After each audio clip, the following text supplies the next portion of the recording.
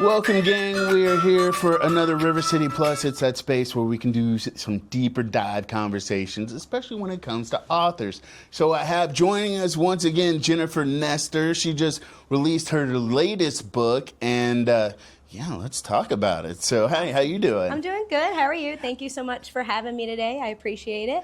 So you launched it. Let's go back to the first book, because you met Jana, and I only caught bits and pieces of that original. So was that your first book? Yeah, so my first book was Jane Escapes to the Jungle of Individuality, and really what that covered was important topics regarding bullying and anxiety and really embracing the things that make you unique. So owning in that self-confidence and being able to kind of go through adversity and come out feeling more happy and confident in the things that make you quirky or unique. Yeah. Embrace your weirdness. I do it all the time. So you've got the new book that just dropped. It's Jane's Carnival Adventure. Yes. Are we partying out at Carnival? We are partying at a carnival. So Jane's Carnival Adventure is about two friends, Jane and Molly. And basically they're at the elementary school carnival after school. And Jane actually comes out of her shell, and she's super confident in book 2, and she is doing amazing at all the carnival games. So the dart game, the dunk tank, like she's crushing it. And Molly, her friend, is really feeling a little self-doubt and insecure about it. And so through their journey at the carnival, Jane actually passes down the lessons that she learned from the jungle characters in book 1 to her new friend Molly, and teaches her that it's okay to fail and try again. So really, this book covers more of that perseverance, friendship, empathy, and then a little bit of kindness too, because for that age, you don't really see a lot of content out there that covers all of those things in one. Did you plan that this would be the next book, or did it just kind of, I'm really bad at planning, and I'm just like, oh, I got this book. You know what the next one is? We're going to put him at a carnival, and she's going to help her friend. Did you already actually plan that? I knew that she would have a new human friend in book 2, since book 1 really focused on Jane and the animal characters being I would say main character energy, where this book she has a new friend, and I wanted kind of to have her come out of her shell and show confidence, because in book 1 she started really shy and humble. She didn't have any friends at school. She was getting bullied. Whereas this one, I felt it was really important to show a different side of Jane.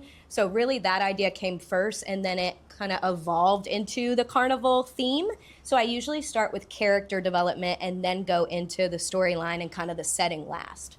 But I think that's interesting that you're showing that she's taken those lessons in and she's actually sharing, because how often does it, we take the lesson in, but we don't necessarily share that with our peer group, right? Or, and especially, like you said, at that age. So kudos to you on that. Thank you. Why is it important for you, or why has it been important for you to develop a series that teaches all of these kind of characteristics? Yeah, so I think for me personally, I've heard a lot of stories about elementary kids getting bullied on the school bus, having issues with friends, not necessarily feeling like they're able to come into their own and have that self-confidence or enhance their self-esteem. So I thought that these lessons were really important to teach in like a social emotional learning series. So obviously this is book 2 of the series, and then hopefully there'll be another book down the road that covers different topics.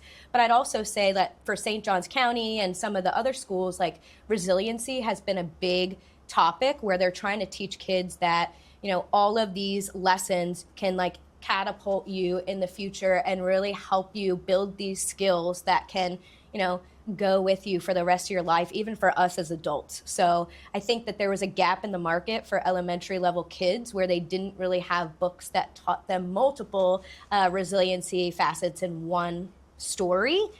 So that's why I decided to kind of tackle maybe 3 to 4 of those in each of the books for this series. So why did you, I guess another question is why is it important for you that you were able to connect with kids and give them this? You could write a book on any topic for any age, or not write a book, but why did you decide this is my motto, whatever you want to call it? Yeah. I think for me personally, as a kid, I went through a lot of issues, and I lived in Philly, so I had a single parent. I went through a lot of different like family dynamics and friendship dynamics, especially moving from Philly to Florida at a young age in elementary school. So, I really took the lessons I learned in my life and wanted to help other kids to understand that it's okay to be yourself. It's okay to have confidence. It's okay to kind of stand out amongst the crowd instead of blend in. I think that those lessons are really important for kids to learn at a young age so that they build the skills in order to be successful as an adult too. So I just felt in my heart that it was a good thing to do for the kids, and I really wanted to make a lasting impact and share my passion for writing and storytelling with this age group to see kind of the evolution whenever you go to read to a school and you see the kids light up and you see the teachers give feedback like that was amazing, like they really learned a lot. Like that means more to me than anything else, especially like finances or anything, because it's not a lucrative type of job, right? But seeing the impact that it's leaving on the kids has meant so much to me. That's awesome. So I guess the really important question, you're from Philly. Are you an Eagles fan? I am an Eagles fan. This interview's over. So let me I'm just kidding. Cowboys fan. But we'll let it slide. We'll let it slide. A kind rivalry. Yeah, we'll let this. We're not doing anything personal here. So this is book 2, right? Yes. So have we started thinking about the next one? I have an idea in my head for book 3 to really kind of take Jane as like the cornerstone and show like her evolution in character growth. I'm not sure when it'll come out. I haven't started writing the manuscript yet, but I definitely have some ideas on what a book 3 could look like.